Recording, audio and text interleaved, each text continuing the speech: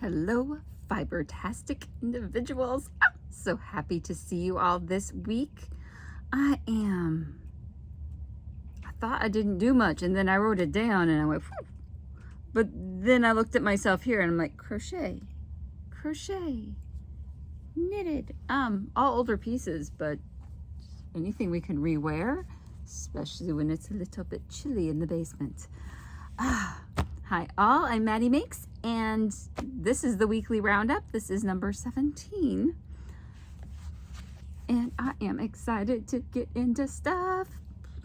I actually got some spinning done. So this is what we normally do. Yes, there's the list. So much faster than me actually reading it out. So for processing, I did some, but while I was spinning. Does it count? Does it? Minimal processing? Spinning from the lock? Ooh, I have to go grab some, right? Really? So during our guild meeting last Thursday, I grabbed a bag full of Woolies locks. Now, Woolly is a long wool sheep. I don't know exactly what it is. I was sitting next to a lady yesterday and she says CVM. I'm like, maybe. I'm thinking they're interbred, but that's beside the point. At least they're not inbred. That would be different. But we have like these huge long ones, right? 6-inch staple length. And I just take a dog brush out one end, brush out the other, and try to spin it tip to tail. And just keep spinning them away. I did, and here, that's how much spinning I got done. And it was almost empty when I started. That wasn't bad. And I mean, they're gorgeous, and they change. They're different tones, as you could tell. They're all different tones. And I didn't realize how dusty this was. I'll vacuum up later. That's what happens when sheep are actually in the field doing sheep things and not in coats. They get a little dusty, even though it's been washed. There's still some sediment. But I processed and I spun, just sitting right there. And it is just so nice. And everyone else is spinning. One lady came and borrowed my brushes, because I have the brush and the clean out, because we had a lady who is, I'm gonna say it right, from one of the tribes up in Alaska. And she brought some Cheviot down, or Cheviot, however you want to say it, musk ox fiber down with her, and she collected it off the fences. Due to her status, she can do it. The rest of us implants, nope, we do not have that ability, nor should we. So my brushes were used to help process some Cheviot, or Cheviot, say it right. And it's like a little short staple stuff. Super soft because it's their undercoat, and it's so lovely. So I was happy to help lend my brushes and let this new spinner who collected her own fiber be part of her fiber journey. So that was awesome. And then we heard a little about her story, which is why I knew what I did. I knew what I knew. But just so excited about that. Lots of good times to be had at a spinning guild. Definitely, and I'll leave the details to the one I'm at below, just in case you are within vicinity and wish to join us. There's annual dues, but just popping by to say hi, sitting in for a meeting, totally free and fine. And snacks are available, so there you go. Then, not in order, but I'm gonna throw something else in here. Felting, or in this case, pre-felting. These are some dryer balls I'm working up out of Jacob. The back end of the Jacob that's really not the sweetest to spin is making pretty good dryer balls and felting out pretty well. So there's your little dryer ball starting, and you can see the Jacob light and dark. And then from there I rolled up so it's big enough to be a core. So I'm just rolling these in balls, hitting them with a bit of a felting pen to do some needle felting, or a felting needle, change pen to needle, and then I'm going to throw these in the wash when I do the next load of towels or jeans, something heavy. They should be good. These will be cores, and then I'll build them up a little bit bigger. So I am pretty happy about that. They worked up pretty fast, but I do need like 100 more. I can't just say I have 5. That's not enough. And I thought about using some of the colored wools to like put hearts and stars and, you know, do some needle felting, making some noise with these guys. Just some little cookie cutters. You just put the felt or the wool inside and stabby, and you can put little designs on your doorbells. Sorry about all the rattling. So I am excited about working on that as well, and that will be for my in-person sales coming up. If there's extra, I will put them on the website, but I'm not thinking there will be that many. So in-person sales it is. That brings us to knitting, and I'm trying to fly through this a little quick because my son only has therapy for so long. I still have all these lovely sock blanks and the samples, right, waiting for me to do those tutorials, because I want to make sure I have a nice clean background and time to concentrate on it. And I spent the last 3 days at my parents' house down south, which there was no quiet. I had my aunt and uncle there and my cousin and her husband, so it was fun. It was enjoyable. There was a lot of talking. Not that many quiet places to actually film anything, and their house is a little on the darker side, especially since this huge storm was blowing through. Since, I mean, they're only a couple 100 miles south, we got the same storm. There is so much tree matter all over the place. It's not even funny.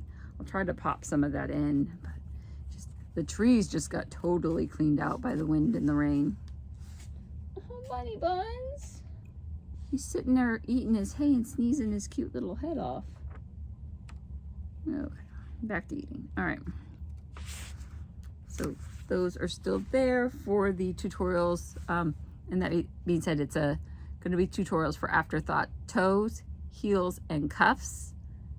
So I need to pick up my Kitchener stitch game, since that's not something I normally like to do.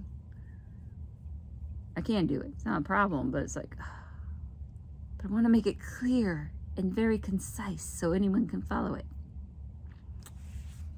So I'm definitely going to have to bring out some superpowers for that one, which is why it's taking a sweet minute. But that's okay. That's okay. I did start the spin and knit along with Trish, the yarns. I'm pretty sure I showed these before. This one, oh, whippersnapper, so cute. Anyway, the butterfly shawl. So it's working out like that. So we got a lot of the bluey greens, the light greens in there now, and it's just going to start turning pinker any second now. So, pardon me. One thing I do have to say about this shawl is so forgiving. If you are off stitches, you just, keep going as you please, and try to follow along. But if you're off a couple stitches, it doesn't matter, because when you do the dark, your main color, it can be dark or light, doesn't matter, your CC, your contrasting color. When it says knit this many stitches or to the end, doesn't matter if that's 70 stitches or 72 stitches, it's fine, because then you start back at the end and then you can start all back in with your counts. So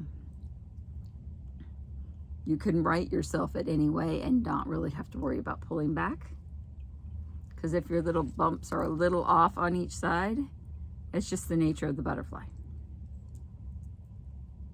And no one's really going to notice once this thing is ginormous. I'm having way too much fun with the stitch markers. I made these little guys.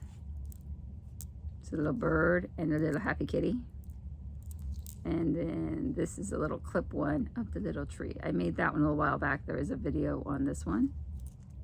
These are about the same thing. I just did them into a jump ring so they can ride the cable. So you do need a lot of stitch markers when you make this, at least the 2 for the middle, and this one's just marking the front, so I know which side I'm on without really having to look. even though it's getting easier as it gets bigger. So I am excited about getting that work done. It's just knit stitch, so it actually works up a lot faster than you think it should, especially when you're like knit 10 this way, knit 8 that way, and you wrap your stitches on the end. I would think it's pretty easy for a advanced beginner. Go for it. As long as you know how to knit with cable needles, you're great. So anyone should try it. It is super fun, and all sorts of color combinations, because you can do 6 different colors and the contrast, or work yourself through a different like colored ball. And that's working up, so it's super fun. Now moving on to crochet, because I love my crochet. It's quick, it's easy, it's fun. And this one's almost done. This is the lace tank top by Gu Chet. I'll pop it down below. It's a Ravelry pattern. I got my sides stitched together. Can't really tell, they're together. Then I sewed this side. And I do have to say, I sewed these differently, or crocheted these differently than the pattern. The pattern stated starting on one end, doing like chain 4, and then you make V stitches with 1 chain in between, skipping spaces where you can, where it gets really big and weird. I didn't skip spaces, but make it look like it lays flat, you know, sew it lays flat, and you work it all the way around, which is like 1 straight.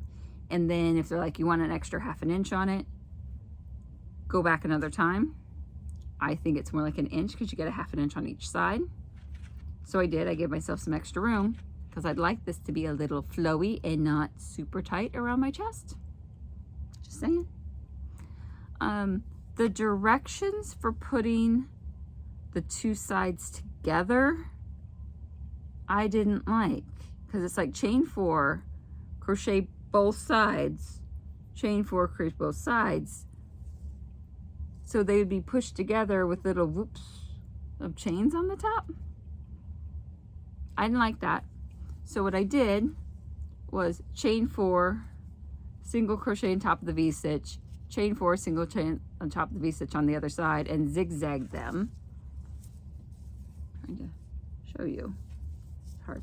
Zigzag them through. So that gave me another extra inch and a half. But I like how lacy it looks.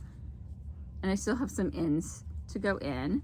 And the only thing I have left to do is some edge stitching around the neck. And I think there was some edge stitching around here as well. So I just have a little bit more of edge stitching to do, and we'll have a wearable top.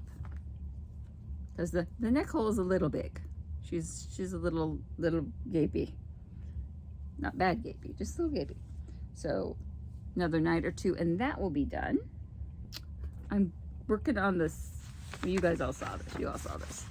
Steffi Glaves. Super cute book. I did like a little review of it before, so I'm just gonna pop her back down here. I am working on the little dragon, and so far I'm to the part where I need to put in some stabilizers, so you know, a pipe cleaner, so it'll have a little, this is a little head and a little body. So cute. So you start with this chest plate, so you have this circle chest plate, and then fold it and then give it a little head. So the little head will do this, and then we're working on the back. So I'm just getting to the body, and then I'll start the tail. Then we'll give her some wings and some legs. Great fun thing to do with leftover sock yarn. Or thread. They suggest thread. I wanted to make sure I could work it out in yarn before going to thread. I do love me some wee dragons. Do I have it marked still? Yes, yes, yes. Without showing off her whole pattern. And I cut it, so I'm just showing the pictures of the dragons. There it is. So right there's a dragon and a serpent. And I'm getting the dragon done, and then maybe I'll work on the serpent. All right, and I still have I still have a mess of stuff to work on. I have this to sew together and give it eyes, and then I need to give these little guys eyes. Or throw them across the room. Anywho, then I'll have a whole bunch of cutesy pie things to put on the table that will look cute. I like it when things look cute. And let's not forget, because this project's been going on for a really long time now, the elf coat. Now that we have all the panels done, I am starting to sew them together. I have three sewed together so far. Trying to get them the right way around. And then when I add the crochet border to them, they'll start laying flat. But you see the way they come together? And they just whip stitch up so easily. Then I just leave all my knots and stuff to the back. Yeah, like when you run out of thread or yarn, you just knot it to the back. I'll run those in so they look nicer, but just keep on going. And I'm trying not to care which one I pick up. I just want to be able to go from one to the other and get that all done. So that's a good mindless thing to do. I just make sure I sew them together the same way. And I pick up 2 pieces of yarn on each side so it's nice and stable, not just one. All right, because it's going to be a wearable piece. It'll probably jump in the wash machine at some time, hopefully on delicate. That's my suggestion, or wash it in the bathtub. But that's that.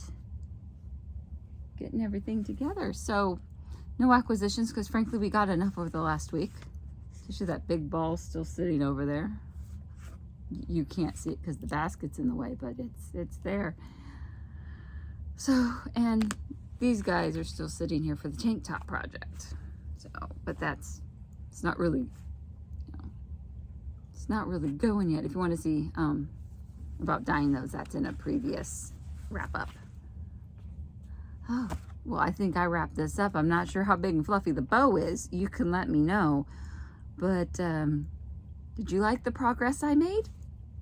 Are you working on anything similar?